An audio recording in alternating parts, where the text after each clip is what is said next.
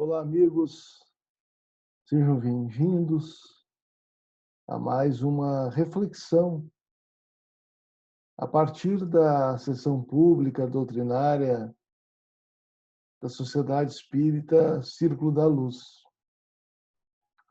É uma alegria estar com vocês. O nosso tema é a linguagem do coração e espero que possamos extrair dele reflexões pertinentes para o bem viver nas relações interpessoais. Convido a todos, então, para que possamos elevar o nosso pensamento a Deus, a Jesus, o nosso Mestre, aos bons espíritos, de tal sorte que a reflexão aqui apresentada contribua com a nossa evolução espiritual. Desse modo, estejamos todos envoltos em muita paz. A linguagem do coração, educação de sentimentos e cultura de paz. Essa obra é um convite para que possamos trazer, junto à nossa vida emocional e à nossa natureza moral, os conhecimentos que a doutrina espírita nos apresenta para que eduquemos os nossos sentimentos, trabalhemos pelo nosso burilamento espiritual e, ao mesmo tempo, construamos a paz nas relações humanas. E aí nós vamos dialogar ou estabelecer um diálogo entre educação de sentimentos, apresentada na obra do nosso querido irmão Jasão de Camargo, com base na proposta moral da doutrina espírita, e também com aquilo que se convencionou chamar, produzido por Marshall Rosenberg, como comunicação não violenta. O que nós nos propusemos neste livro é, portanto, colocar a doutrina espírita, o seu aspecto científico, filosófico e moral, em diálogo com essa tecnologia psicossocial, que é a comunicação não violenta ou a comunicação compassiva. Para que pudéssemos perceber que nesse diálogo, nessa ponte de contato, temos na doutrina espírita estratégias que nos ajudam a viver mais consoante o Evangelho de Jesus, expressando-nos no tom de paz e na perspectiva que queremos construir nas nossas relações. Uma perspectiva mais positiva, saudável, sem violência, sem opressão, com bem-querer. Mas também podemos beber nessa fonte da comunicação não violenta e vamos encontrá-la com fragmentos, digamos assim, com aspectos em comum à educação de sentimentos, também apresentada no livro do nosso irmão Jasão de Camargo. Então, convido a todos a seguirmos nessa jornada de reflexão, pedindo a Deus que tenhamos aqui elementos úteis ao nosso crescimento. Vamos começar a pensar sobre algumas questões que nos desafiam no momento atual. Verificamos no nosso mundo o problema da cultura de ódio. O ódio estabelecido como norte das relações políticas interpessoais, das sociabilidades mesmo entre as pessoas.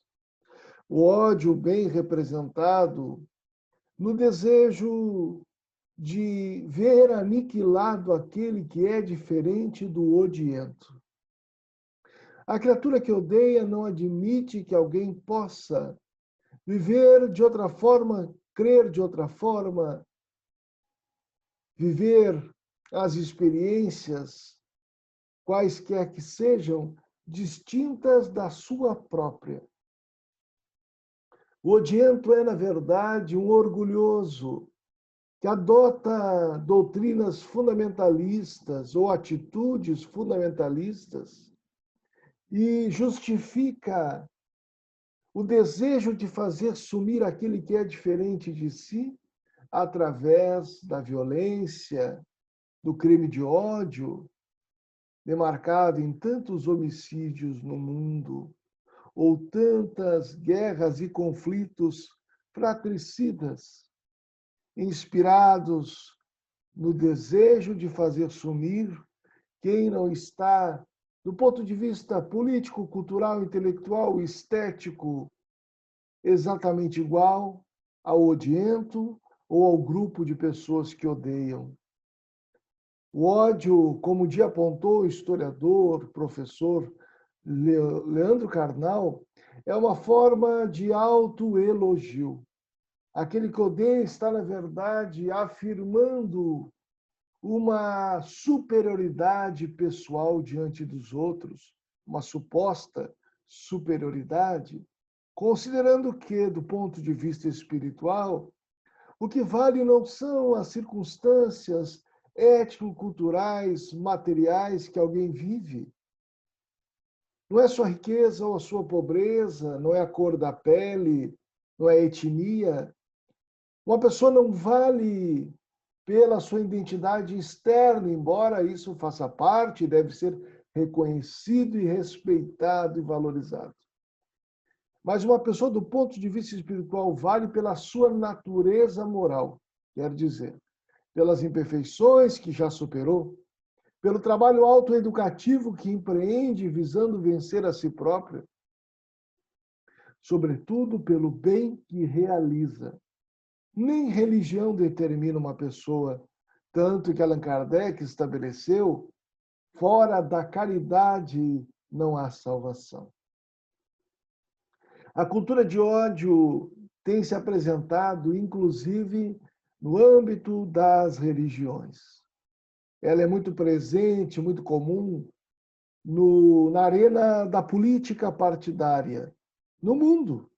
E hoje tem se apresentado no campo religioso também.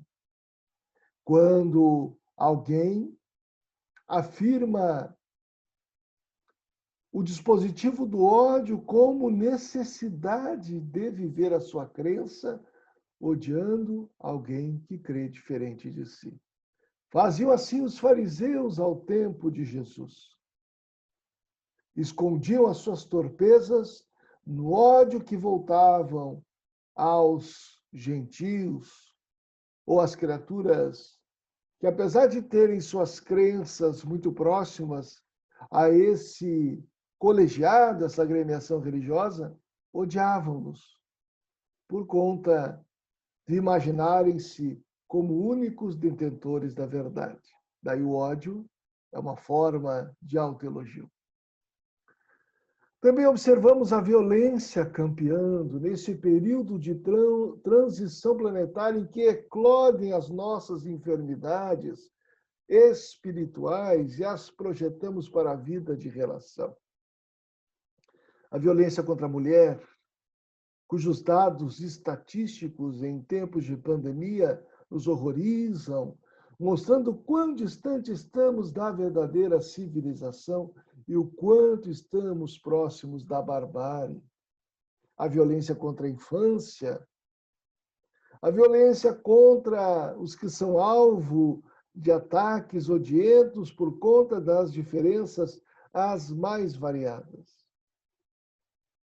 A violência simplificada no palavrão, nas vibrações que exalam o xingamento, a violência nos linchamentos públicos ou virtuais, a violência da fome, do desemprego, a violência da ausência de moradia digna, de ausência do atendimento direito, correto, a tudo aquilo que o indivíduo, enquanto cidadão em qualquer nação do mundo e como filho de Deus, tem direitos.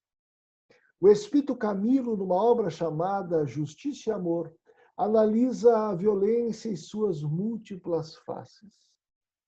E ela tem conduzido muitas criaturas à morte por conta da negação dos direitos básicos ou da postura fraternal daqueles que devem conduzir as nações. Vemos a raiva. A raiva é um sentimento em que, em alguma medida, é natural, é uma emoção básica. O problema não está em sentir raiva.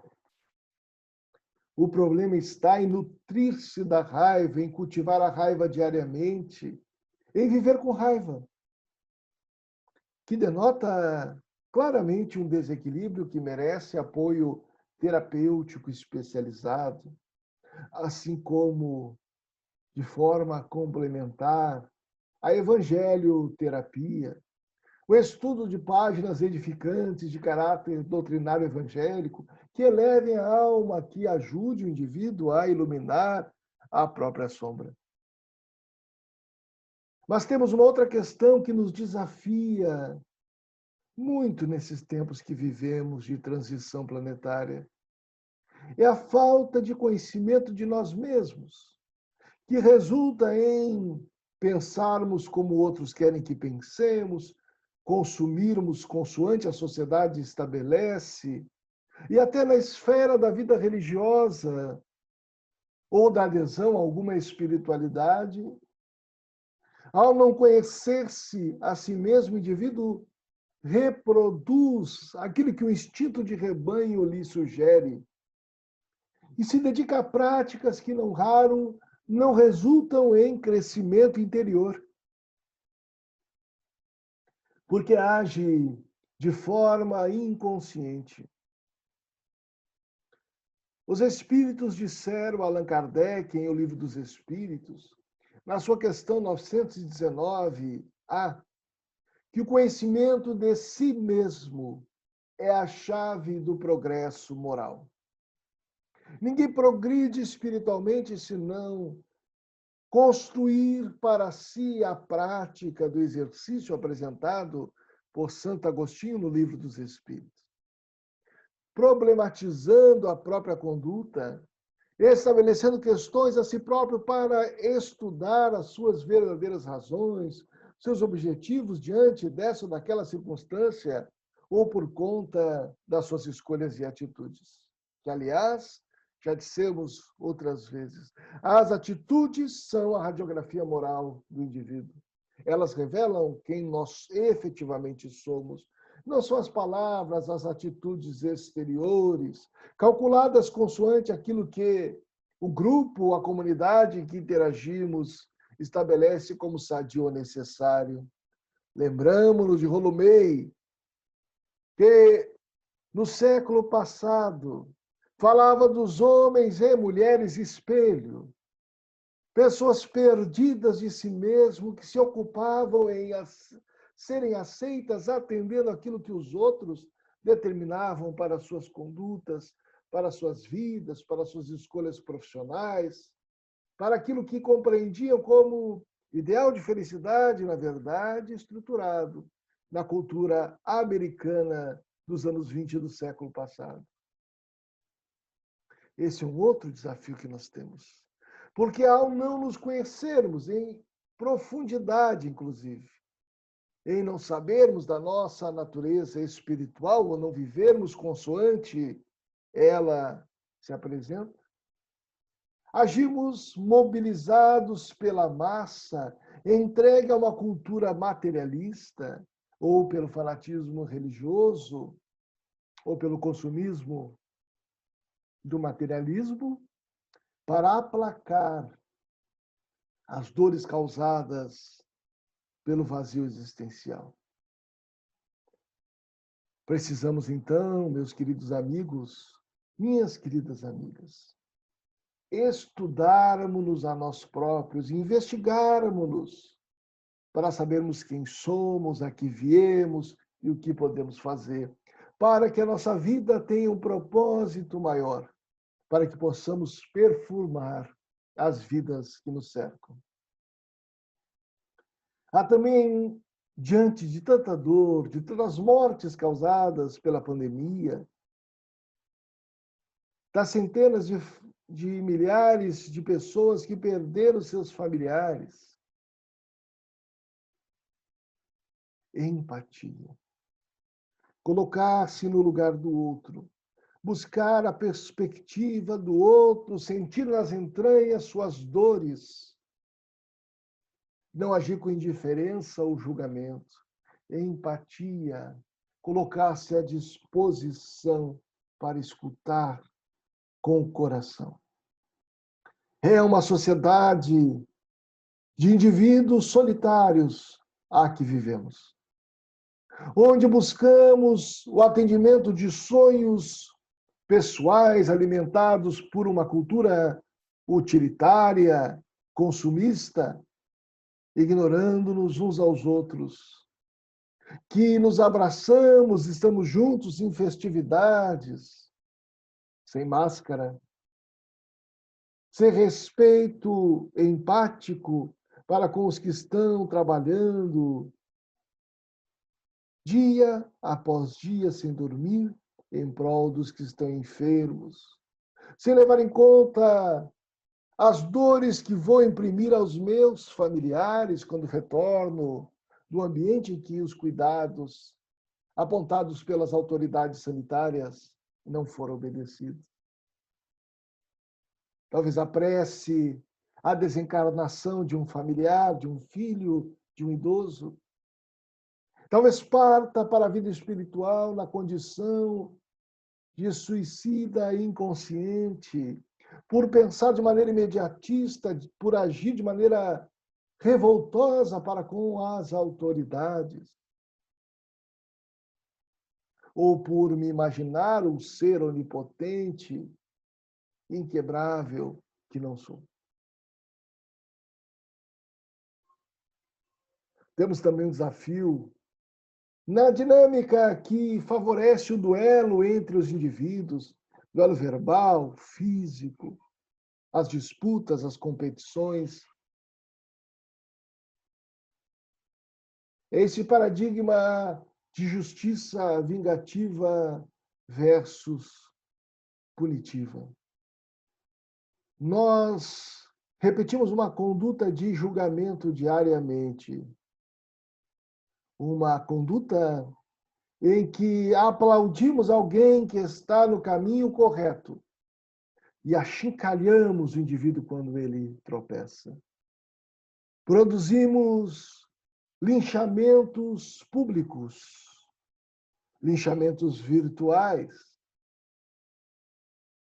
Devoramos, como já disse alguém, estrelas, ovacionamos alguém até o primeiro tombo. E depois queremos puni-lo quando erra. Ou nos vingamos de alguém que nos decepciona, alguém que nos prejudica de uma forma direta ou indireta, pois que uma característica da inferioridade moral no mundo em que vivemos é essa prática do ressentimento que alimenta o ódio, onde os indivíduos nutrem a mágoa e o desejo de ir à desforra, de legitimar o desejo de vindita ou vingança, mantendo o circuito vicioso da violência, quando nós precisávamos construir um circuito virtuoso que nos liberte das cadeias, das amarras da violência. Mas temos também um desafio que nós espíritas conhecemos muito bem, que é o problema da obsessão, da perseguição e do domínio espiritual de uma criatura desencarnada para com outra, em razão de uma influência pertinaz, cuja conexão está na sintonia das imperfeições e comportamentos inadequados de vítima e ofensor, de obsessor e obsediado.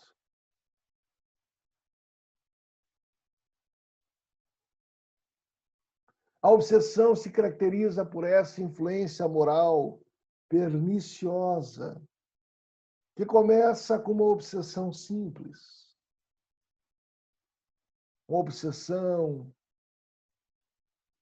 que periodicamente nos acomete, que em alguns momentos se torna mais evidente, em outros mais silenciosa, ou que algumas vezes, por uma higienização espiritual, por uma conduta melhor, pelo hábito da prece, da prática do bem, o indivíduo se desvincula. Mas que logo mais se vincula novamente porque ainda tem, do ponto de vista da sua natureza moral, um comportamento que oscila. A obsessão é também uma das grandes pandemias que nos assolam. E ela caminha da obsessão simples para o processo da fascinação, em que o indivíduo acredita em barbaridades, em que o bom senso é posto de lado, em que a mentira é acreditada como verdade, em que uma ilusão o envolve de tal forma que ele vive em condutas equivocadas, querendo inclusive isolar-se daqueles do seu contexto. Precisamos refletir. Porque a obsessão, passado esse estágio, porque qualquer indivíduo pode sentir a influência dos espíritos, passado esse período, ela é capaz de adentrar, pós-fascinação, a um processo de subjugação moral ou corporal, onde o indivíduo passará a agir como verdadeiro marionete sobre a influência dos espíritos obsessores, cuja porta de entrada em sua vida psíquica, vale lembrar, são as suas próprias imperfeições. Daí é tão importante que elevemos os nossos pensamentos.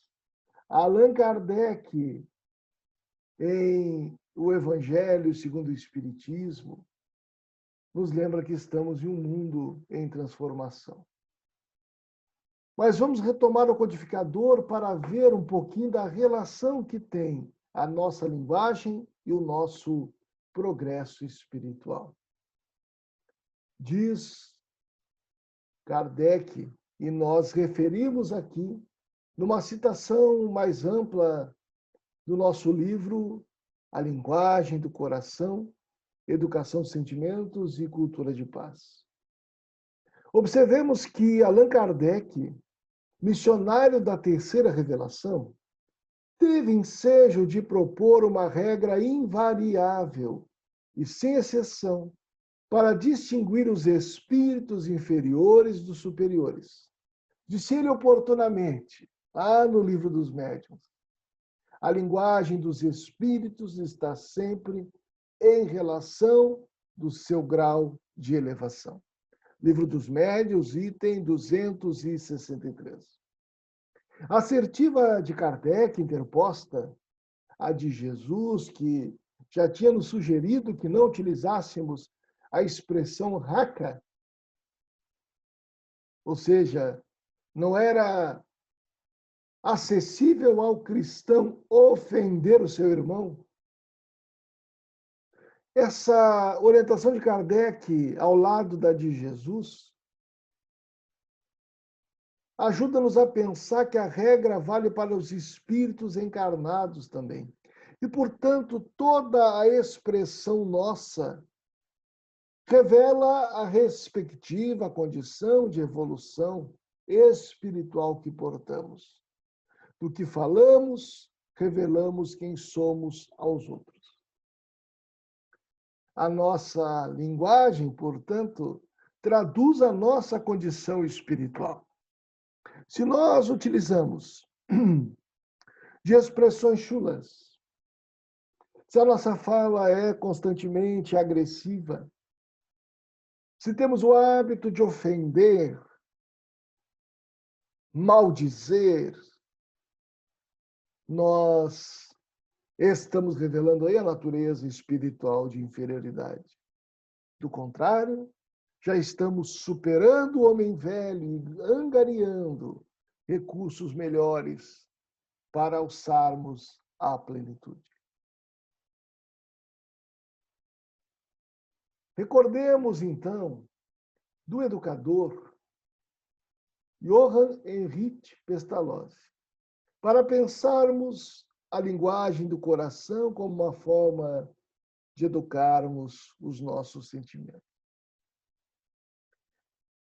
Notadamente, meus amigos, meus irmãos, minhas irmãs e minhas amigas, a doutrina espírita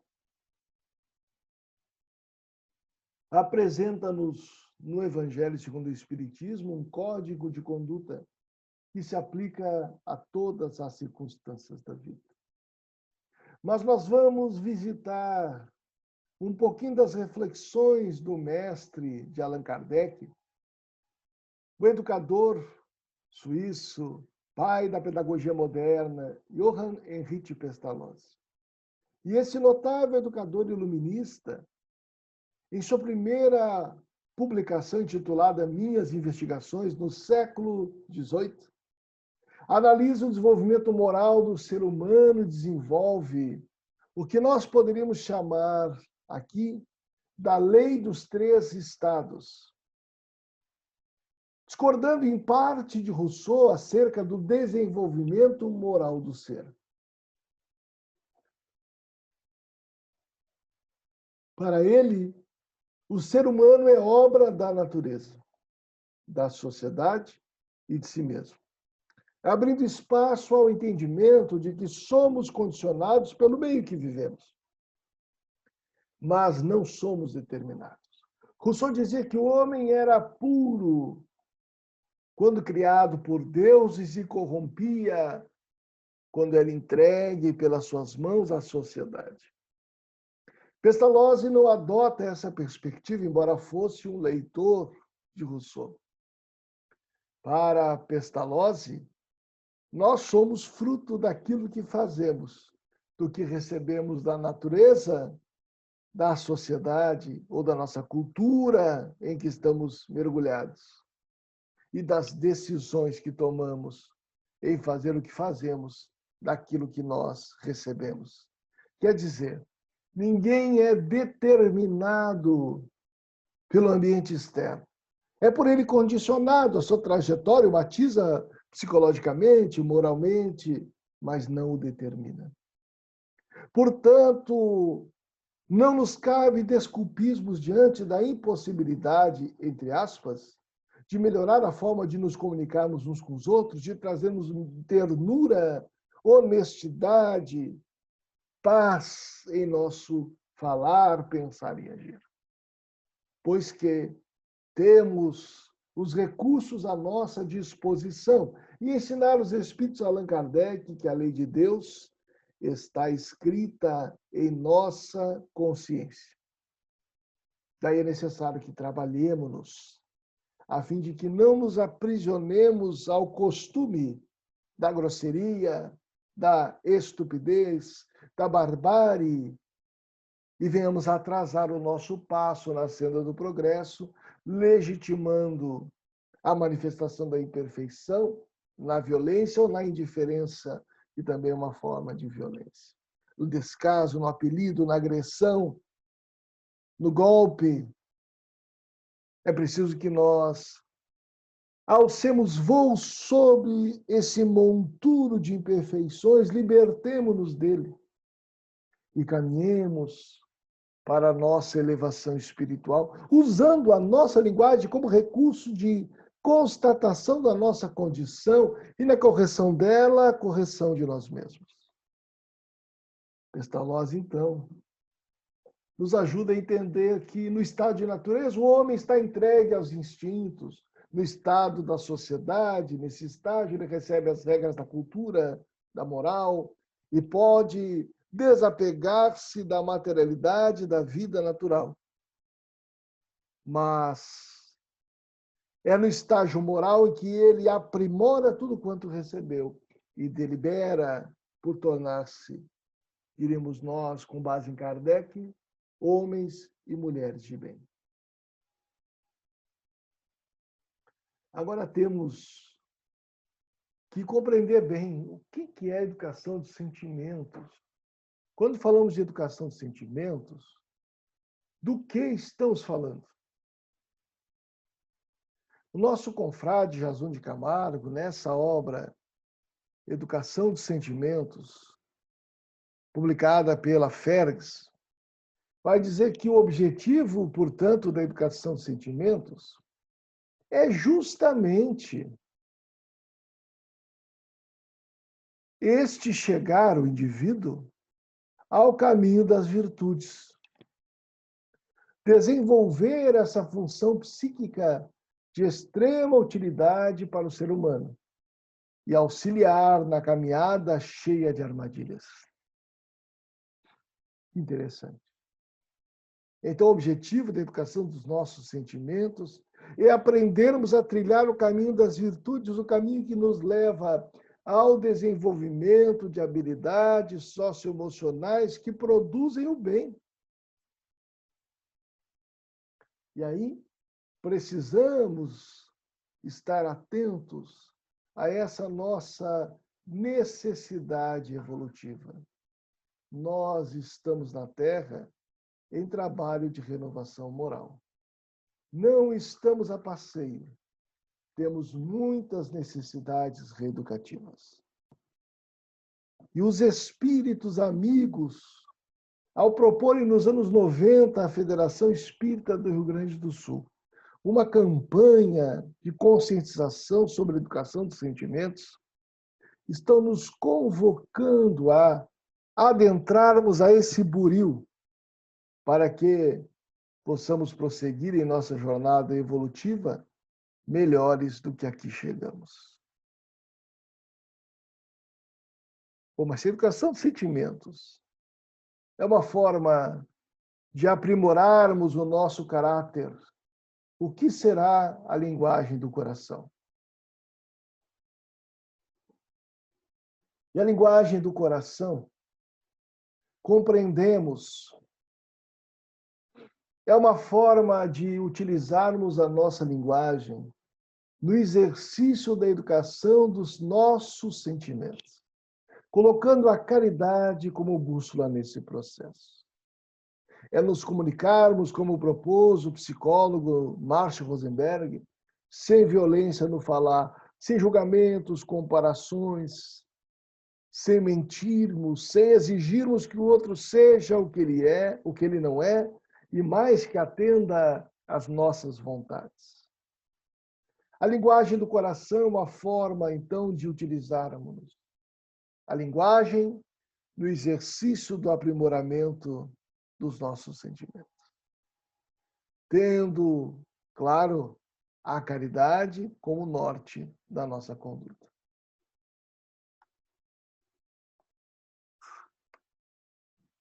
Mas o que será a caridade? Há muita gente que, ao falar de caridade, por conta do nosso passado religioso, de várias práticas culturais nas religiões, associa a caridade à doação de coisas, ao repassar de utensílios, roupas, alimentos, dos quais nós não precisamos mais. Fazer a caridade seria transferir de dono determinado pertence, alimento, enfim. É verdade que há uma forma de caridade assim, que é a caridade material, que se refere aos espíritos. Mas ela não se simplifica a caridade na sua dimensão material. Afirma, então, a equipe do Espírito da Verdade quando o codificador indaga aos espíritos. Qual o verdadeiro sentido da palavra caridade, como a entende Jesus? Qual será esse sentido? Observemos o slide, o que ele nos traz. Benevolência para com todos, perdão das ofensas e indulgência com as imperfeições alheias. para sermos textuais. Benevolência para com todos. Indulgência para com as imperfeições dos outros. Perdão das ofensas. O indivíduo é caridoso quando ele faz o bem a todos. Quando ele se volta em tudo que faz, pensa e fala ao bem comum. O indivíduo é indulgente quando não julga as imperfeições dos outros, não se escandaliza com elas. E quando ele perdoa as ofensas. Que a única forma de encerrar o duelo, a disputa, a querela, é perdoar. Perdoar para romper as correntes fluídicas que vinculam vítima e agressor. Perdoar para que não nos tornemos igual àquele que erra nos caminhos da violência, da maldade. Perdoar porque nós também erramos. E muitas vezes falhamos com os outros sem que percebamos.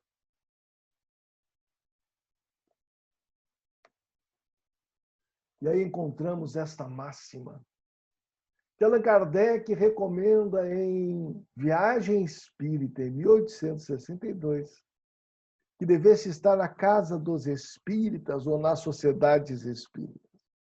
Fora da caridade não há salvação. E aí anotamos, falar com caridade é falar com respeito ao outro, considerando-o em suas experiências como espírito imortal e perfectível, procurando o seu bem, compreendendo os seus limites como um estado transitório de sua experiência evolutiva e perdoando seus equívocos, em razão mesmo da impermanência das nossas inferioridades espirituais.